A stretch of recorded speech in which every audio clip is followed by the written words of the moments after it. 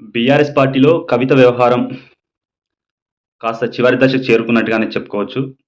గత కొద్ది రోజుల క్రితం తన తండ్రికి రాసిన లేఖ లీక్ కావడంతో అసంతృప్తి వ్యక్తం చేసిన కవిత మీడియా ముందు బహిరంగంగానే పార్టీపై కొంతమంది నాయకులపై కొన్ని వ్యాఖ్యలు చేసిన విషయం మనందరికీ తెలిసిందే. కాగా ఇటీవల కవిత వ్యవహారంపై మాజీ మంత్రి ఆహ్, గుంతకండ్ల జగదీశ్వర్ రెడ్డి స్పందిస్తూ కవిత విషయం మేము పట్టించుకోము. మా పార్టీలో ఆమె చర్చ గూడా జరగదని ఓ టీవీ డిబేట్‌లో పేర్కొనడంతో స్పందించిన కల్వకుంట్ల కవిత జగదీశ్వర్ రెడ్డిపై కీలక వ్యాఖ్యలు చేసింది. సంచలన వ్యాఖ్యలు గూడా అనుకోవచ్చు.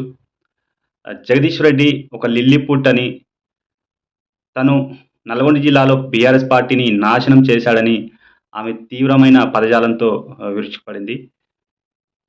ఆ తర్వాత వెంటనే జగదీశ్వర్ రెడ్డి గారు స్పందిస్తూ,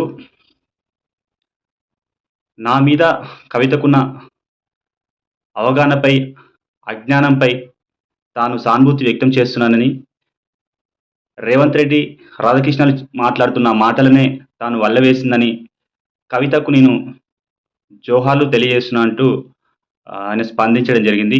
మరి కవిత, జగదీశ్వర్ రెడ్డి వ్యవహారం ఎంతవరకు వెళ్తుందో వేచి చూడాల్సి ఉంది. మరి కవిత బీఆర్ఎస్ పార్టీకి రాజీనామా చేస్తుందా?